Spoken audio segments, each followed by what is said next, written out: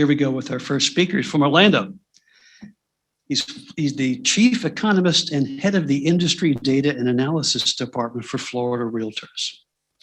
He oversees the department which provides realtors, the media, and public with comprehensive Florida real estate statistics, as well as analysis of issues and trends that impact the state's economy and the real estate industry.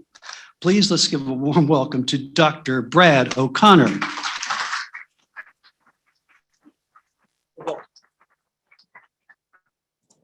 Thank you. All right. So you have decided to attend an event where 3 economists in a row are going to speak. What is wrong with you? We are going to be covering different things. So Elliot will cover the broader national economy and issues and zero in on some more local things too. And then Lawrence, I'm sure, will be focusing on the national housing market predominantly. And that leaves me to focus on a laser-like level on Collier County itself and our great state of Florida. So I'm going to get started right away. Jump right into it, sharing my screen. Closed sales of existing single-family homes, okay? So I'm going to start off with the single-family home market. This is Collier County, and what I'm showing you is not recent data. This is 2018. I'm showing you 2018 because this gives you a sense, if you can remember, what a normal year is like in real estate, okay? You get the ramp up in closed sales into March, April, and May, the vaunted spring buying season, and then we settle down a little bit in the latter half of the year and get ready for winter. I'll add 2019 to the mix. You can see how they compare. Pretty much the same pattern. 2019 was a normal year. At the end of 2019, actually, I heard from all around the state from realtors, but particularly down here, that in late 2019, I'm hearing from all of you, this winter buying season is starting a little early. This looks like this is going to be incredible. And the first 3 months of 2020 were incredible. It's just unfortunate that we have the pandemic, which obviously led to a huge dent in our sales here in April and May. But then we had, I don't think anyone saw this coming. A lot of the economists, we got it right on not panicking about home prices crashing or anything like that during the pandemic, because we knew supply and demand would both drop and that would have an ambiguous effect on price. But I don't think any of us really called how many home sales we were going to see. So incredible second half of the year. I have to say it was much more pronounced even in Collier County than most other places. And we'll see more of why as I continue. But let me not forget that 2021 has been even better so far. It's been off the charts. Just look at it's not 100% more sales than we saw in 2019, but in some of these months, it's been pretty close. Now, just by comparison, here's the same chart for Florida. A very good year statewide. 2021, we're still above levels of the last 3 years, but it's not Naples good. So you guys you've been busy down here. I can see it. Jumping over to condos and townhouses. Collier County on a monthly basis suffered more in the condo and townhouse department than the single family home department, which is what we saw in the rest of the state as well. It didn't matter where you went. We had 3 months where we were down on a year-over-year basis.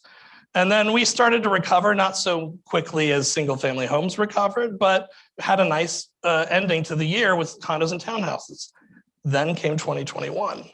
Huge numbers of sales of condos and townhouses. I think initially where people might have been afraid to buy into multifamily units, maybe because of fears of the virus, that went away pretty quick, especially as prices have risen as much as they have. Condos are more affordable on a relative basis. And again, Florida, overall condo townhouse sales this year have outshined single family home sales. I'm getting asked a lot lately about cash sales. There are a lot of cash sales going on. Obviously, if you're working with buyers who have been frustrated that investors are outbidding them with cash offers, that's just going to continue for some time right now. This is as a percentage of closed existing single family home sales, and you can see we're well above normal levels. Another part of this, especially in Collier County, has to do with the mix of housing. High-end luxury properties, $1 million+ naturally have a higher rate of cash buyers in any market. And so the more the scale tips towards those types of sales, then the more the median gets pulled up. And then we've got fintech and iBuyers. I don't know, not necessarily that prevalent yet. If it certain markets, it's been prevalent where they're allowing people to essentially pay all cash, even though they're actually going to take a loan out and pay the fintech company. So I know actually Lawrence's team just put out some research on this that I would advise you guys to check out. He might even mention it. Condo and townhouses, it's not been nearly as extreme, but we are seeing elevated level of cash sales there too. Looking a little more forward, as all of you know, closings, especially in the case of financed closing, take a while to go through. So sometimes it's a little better to look at new contracts or new pending sales to get a sense of where the market's going. And you can see here in Collier County, this is not unusual. This is happening elsewhere in the state. We've dipped below our 2020 level of new pending sales. And earlier you could see the closed sales were on their way there. So this ports, this is not something that we didn't, that's unexpected. If you look at the 2020 data, not only did we have free falling interest rates, but we missed our spring buying season. So a lot of that demand got pushed back. So it really would be a little unreasonable to expect us to outdo the 2020 level of sales going forward, but keep an eye on 2019. I think we're still going to stay well above that. So comparing to the last normal year, we're still going to see pretty strong sales. Same thing with the condo and townhouse chart. We're moving in under that blue line, not necessarily where, we wouldn't necessarily expect to be above that line for too long. The housing market wouldn't be able to do it. Another line of data that kind of gives the same picture as those new pending sales is mortgage purchase applications. This is data from the Mortgage Bankers Association. And I would ignore, by the way, that little peak right there. That's April. This is a year-over-year number. So what that's saying is that purchase applications were up 60% year-over-year this April. That's because we're comparing it to April 2020 when the pandemic was raging. So ignore that number, but the rest of the numbers are pretty legit to look at. So what we want to focus on here is the last couple of months. So not only is the rate of new contracts slowing down, but we're seeing a slowing in the rate of mortgage purchase applications back down to a more traditionally normal kind of level. This is the same chart, but I've added a couple subcategories. The one I want to focus on is this blue line. And again, April, you can ignore that data. But everything else, I mean, it shows that top line, the investor non-owner occupant applications, okay? Looking at that, these are mortgage purchase applications essentially for non-primary residences. So it would include vacation homes and second homes and a property you might want to invest in. So it's not just cash buyers. We've got people investing or buying second home properties with mortgages. It's slowed down a little bit over the last couple of months, but it's still up 40% year over year. So you can see that segment of the market is remaining very strong relative to historical norms. On the opposite end of the spectrum, this green line, which is below the orange line for all applications, is just the FHA and VA loan applications. And if any of you have worked with buyers who are looking more into the starter home line of homes, the FHA loans just can't cut it against all those cash offers and everything else. So this is basically, I'm assuming, reflecting what you're seeing out there on the ground. Showing you closed sales for Florida again. This time I've put condos, townhouses, and single family all into the same category. And this is going to further illustrate the point of where the sales are. I'm going to go through the same chart, but I'm going to show you by price tier. So I'm going to start at the bottom. Here's sales under $250,000 statewide. You can see that 2021 has not been a good year for that kind of sale because nothing's priced in that range anymore. So that's part of why you're going to see this trend in the graphs, but I'm going to keep going up 300 to 400,000, 400 to 600,000, 600,000 to $1 million. You see the trend here. Sales have been growing in most price tiers, but it's the higher you get, the higher the price, the more sales you're seeing. So the luxury market has been the most improved over the last couple of years and through the pandemic. So on that note, I'm going to share with you now, economists, we generally like to use very accurate data. When it comes to migration, The Census Bureau, the IRS, both put out very good detailed data sets on migration from which one county to another. You can get that kind of data. The only problem is that in order to make it that accurate, it takes them about 2 years to get the data set out. So everyone wants to know what happened after the pandemic started, and we're not really going to have good numbers until we've got the data from the Census Bureau and the IRS. But while we wait, economists, we had to call an audible, and we found this unlikely source of data, maybe a likely source, but it's the United States Postal Service. Whenever you move, what do? You change your address. Now, you might fill out the form for your whole family. If you've all got the same last name, you can do it that way, or you have to fill out individual forms, or if just one person's leaving the household, you've got to fill out individual forms. We're able to count the number of, what I've got here is the count of total changes of address. I've merged the family numbers with the individual numbers. So what you're seeing here is not a number that's population, and it's not a number that's number of households. It's somewhere in between. But the point is just to make comparisons. And what you do when you do that, so I've got you ranked here. These are the top 10 metros that fed Collier County changes of address, permanent changes of address in 2020. And of course, number one is Naples, because Collier County is naturally going to be the source of most people moving to Collier County. So 23,000 or so residents of this county filed to move elsewhere within the county in 2020. Or not residents, but 23,000 people filed a form. Followed closely, not closely, but next by Cape Coral, Fort Myers. That's Lee County, so your neighbor up north. 3 other Florida metros show up in the top 10 here. South Florida, in particular, is worth of note because you can go over farther to the right on the table and see that was a 25% increase over the number of people who moved from the South Florida area over to Collier County in 2019. That's 408 additional families beyond what you would normally get, or so on. Orlando and Tampa, not as much.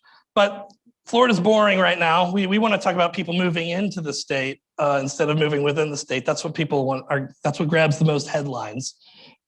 So looking at it that way, I'll get rid of all the Florida metros, and I'm re-ranking these by the absolute number of change. And you can see here what's obvious. What metro area on this list has seen the biggest increase in the number of change of address forms? It's pretty obvious. It's right at the top. It's New York. So let's drill down on New York because it just leaves everyone else in the dust. If we look at I'm not sure what's wrong with the slides, but that thing is persisting beyond slides. If we look at it by borough or county, so I've included the 5 New York City boroughs and then all of the other counties in the New York metro area and ranked them, it's not all over New York that people are flocking to Florida from. It's predominantly been Manhattan in 2020. Manhattan, a lot of these are very high income counties. Westchester is very high income. Suffolk County, where the Hamptons are, very high income. What makes Manhattan different is it's also very dense. There are a lot of wealthy suburbs around the United States, but there are very few core cities that have a huge, very wealthy urban population. San Francisco is one of them. New York is one of them. Unsurprisingly, those are the 2 cities that have shedded the most people over the last year. A lot of other large cities actually haven't lost a terribly large amount of people because they were already in the suburbs, those who have the means and the types of jobs that are easily movable. So Manhattan, huge contributor. 160 doesn't look like a big number, but they're coming down here buying $1 million properties. That's a big number. And I'm not even counting the people buying second homes down here, right? These are people who permanently changed their address. So it'll be very interesting to see if that trend has continued through this year when we're able to get the data on that. Another way to look at it is by percent change from last year. So a lot of these metros in this list, I'll tell you right now, have not added a terrible number of people to Collier County over the years, but on a percentage basis, they saw a huge increase. I think it's interesting. There's 2 types of cities in this list. One is cities out west that have for years seen massive population growth and have been seen as some of the best job markets to be in, best, essentially, where a lot of America was growing to.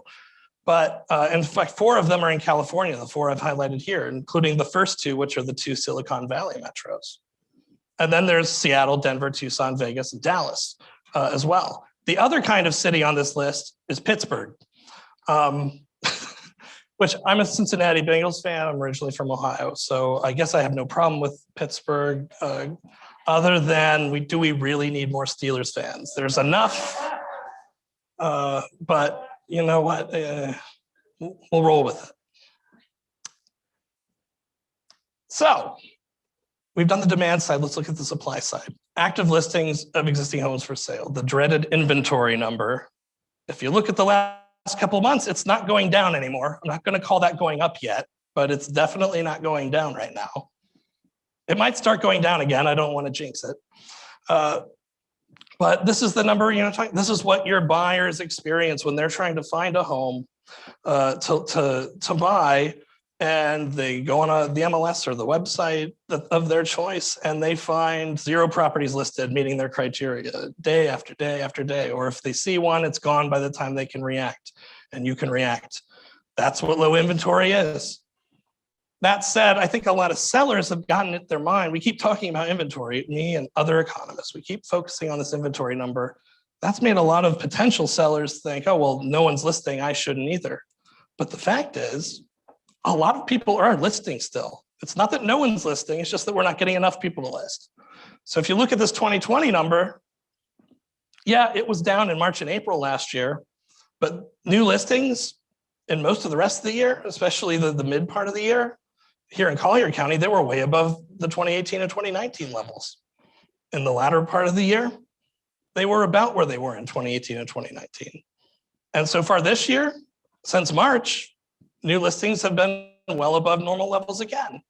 We're getting a lot of listings. The problem is they disappear after about 5 minutes. So if you look at median time on market, we had a little tick up there in the last month or so, but we're still under 20 days on the market. Half the homes are selling, going from a list to contract in less than 20 days. It's statewide, it's much lower than that because Collier County has a higher price point, and larger, more expensive homes always have a longer price point. So a longer duration on the market, but trends are trends. This is my cake slide. It looks like a beautiful rainbow cake produced by a professional baker. What it is the median price of closed existing home sales for Florida homes going back to 2011. None of the layers, none of these lines ever cross each other. So what that means is that we have not been down in terms of price on a year-over-year basis for over 10 years, hundreds of months, or over 100 months. Now, I did the same chart for Collier, and this looks like what happens if I tried to bake that cake. Your prices plateaued a little bit around 2017, but you're seeing a lot of the same trends as the rest of the state now, right? 2020 up through 2021, luxury market on fire, and so is your median sale price. I will actually divide this out into single family and condo, however, because it's worth noting, single family home sales have actually plateaued over the last few months in terms of median sale price. It's condos that are still rising in terms of median sale price. A little bit, we're getting more inventory now. That's helping a lot. And at the same time, a lot of the splurge of buying that we saw out of the Northeast and that I was just showing you data for might be dying down a little bit for now. There's always the potential. We're definitely rooting against this happening, but if there's another wave up north as the fall comes around, like happened last year, you could see renewed interest in coming and moving down here. So something to keep an eye out for, but not root for. What's driving demand? So numerous factors. This is almost straight out of Elliot is sitting there looking at me. He's going to recognize that I probably just ripped a page out of the first chapter of an economics textbook, which I basically have. One of the first things you learn in an economics course, Economics 101, is that There are several different factors that can move demand around, and I've listed some of the most common ones here. The bottom one, changes in expectations, was a huge one in the last housing cycle when we had the bubble, because everyone had the expectation that prices go up forever until they no longer had that expectation. So that was what was driving prices back then. That's not what we have really driving prices right now. I'm going to focus on these three: changes in consumer tastes and preferences. How many of us loved our home before the pandemic, but are having second thoughts after we've been trapped in it for several months?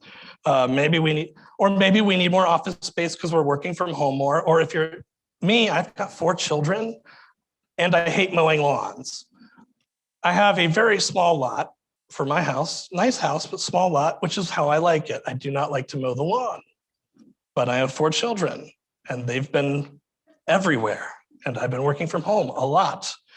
I would now like a larger yard, I've decided. So the builders aren't going to be able to come through for me from what I hear, but the demand is there. So we've seen that. We've seen work from home, potential for work from home changing how consumers view housing. That has generated demand. Changes in the number of potential buyers, population growth. Right now, the millennials are moving into the prime home buying years. They've been for some time. The oldest millennials are now 40 years old. And this peak here of Florida's millennials are now into their 30s. And that generation, by the way, doesn't stay the same size. It will continue to grow as more people move to Florida. So eventually the millennials are going to be much larger than the boomers here in Florida are right now. That's going to give us a multi-year tailwind. That's something that doesn't disappear overnight, like changes in expectations. That's a good thing. That's going to propel the national housing market. Employment here in Florida, we lost a lot of jobs. This is the 2-month loss in jobs between February and April 2020. And we lost nearly 500,000 accommodations and food services jobs. And they were the hardest hit sector, followed by retail. Now here's comparing February 2020 to a couple months ago here in June. We've gotten a lot of jobs back. I have to warn you though that we've gotten a lot of jobs back compared to where we were, but we need to look at where we should be. So we need more to get more than just 150,000 food and accommodations jobs back. But that's one of the main differentiators between this recession and the one we had with the Great Recession is the sectors were not hit the same way. We lost 350,000 construction jobs. It halved our construction workforce in the Great Recession. We've barely lost maybe 1 or 2% of our construction workforce this time. It's just a completely different type of economic event. And it goes to show you how much construction workers are in demand. Interest rates, I'm not going to dwell on it too much because I'm sure Lawrence and or Elliot will cover them, but big picture, interest rates were high in the 80s. Now they're not, and we've transitioned there generally on a pretty smooth basis. But just zooming into the last few years, it's these last couple years that really also helped to supercharge the market here in Florida and nationally. And the interest rate doesn't know what it wants to do this year. It decided it's going to stop falling to record low levels, but I keep seeing forecasts saying it'll be at 3.5 by the end of the year, or it'll be near 3. Economists are pretty all over the board on their predictions for this right now for the interest rate, which is fairly normal. I guess one thing they've agreed on is that it won't really be down by the end of the year, although if it keeps going the way it is, maybe that'll change. So something to keep an eye on for, because that's going to have potential to heat up our market or cool it down a little bit.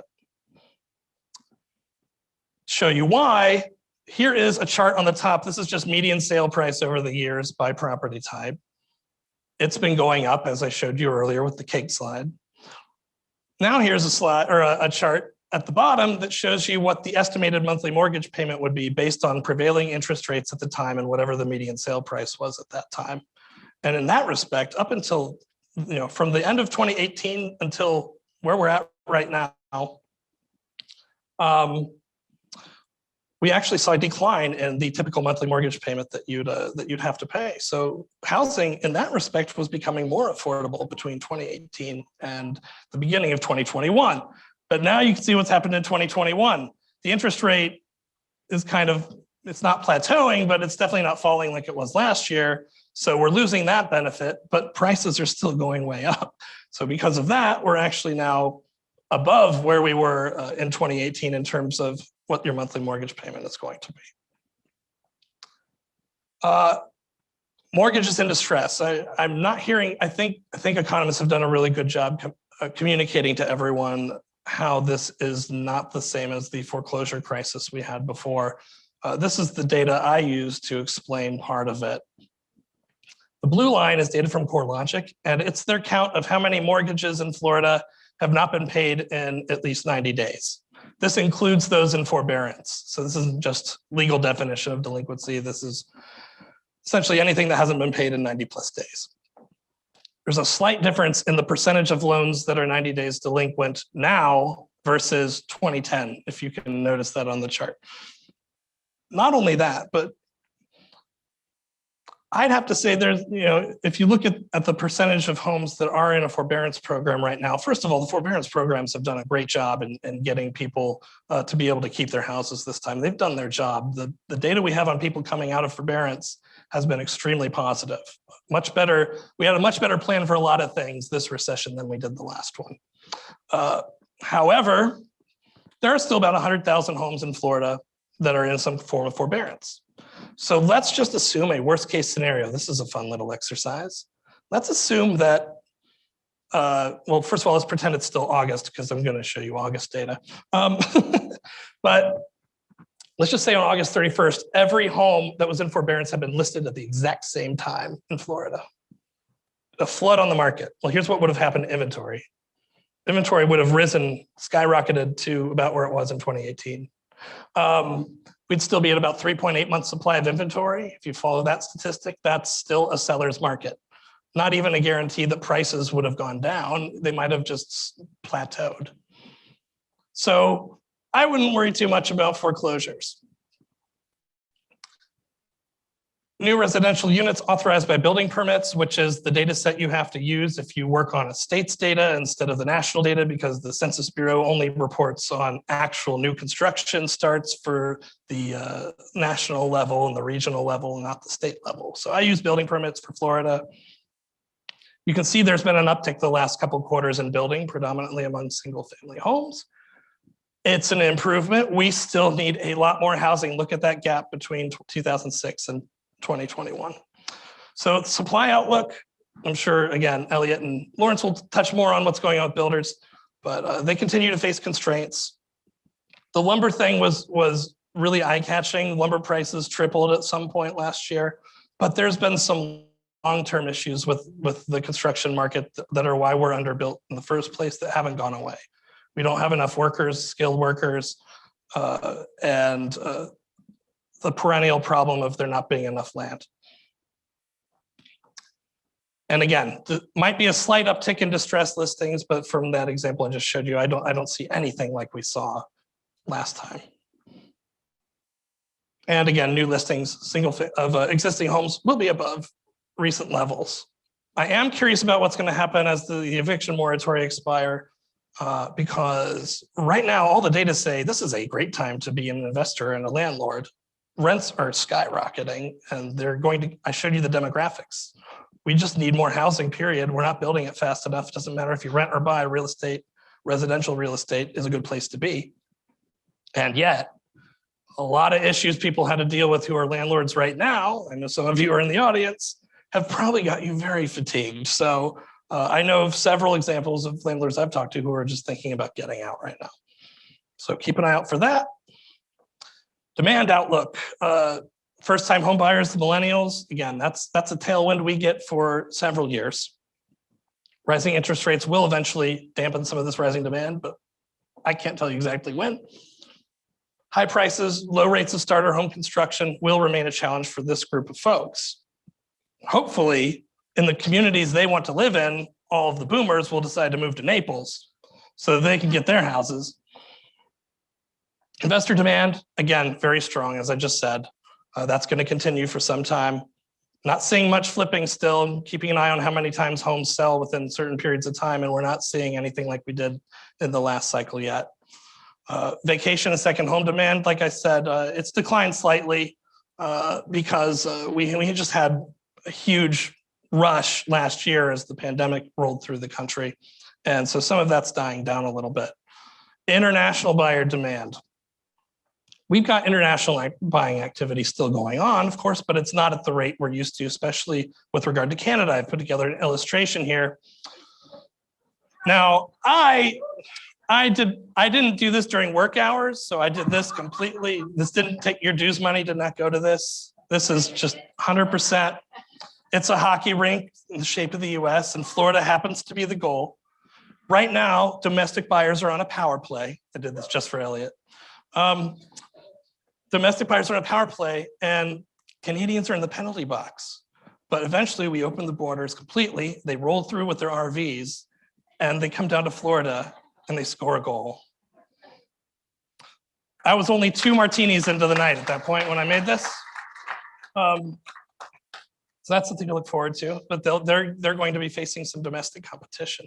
If you remember in the years after the housing crisis, it was foreign buyers in large part and investors who helped us find a price floor when the price was falling without abandon. And the Latin American economy was actually doing quite well at that time, whereas we were not. And that actually created a lot of, it's partly responsible for our market recovering in the early 2010s. This time, when foreign buyers are back, they're going to be running into a lot of stiff competition from domestic buyers. And there might be some short-term temporary reductions in demand due to, we've pulled a lot of sales forward. There's definitely going to be people out there who would have bought maybe next year who accelerated their plans because of that fear of missing out. And eventually that might wane a little bit. On the other hand, if interest rates keep jerking us around like they are, you can see the opposite case where we buy more time. So that's something to take into consideration. But I think, on a statewide level, we end up, like I said, somewhere between 2019 and 2020 in terms of sales the rest of the year. I think if I'm wrong, it would be to the upside. I just don't see us dropping below that 2019 level. I could see us for at least a few months going above the 2020 level again. And I'll save Realtor's favorite slide for the last slide, dollar volume, which translates a lot more into commissions than just number of sales. And because of the high prices and high rate of sales, just look at that beautiful chart and look at it close, because I'm not sure the next time we're going to see it look like that. But just look at how dollar volume is 80 to 90% greater in several of these months than it was in 2018 and 2019. Just remember that this is an unusual time period. Don't expect that going forward. So I want to thank you all for your time. I'm looking forward to seeing Lawrence and Elliot, and hopefully I'll see you again very soon.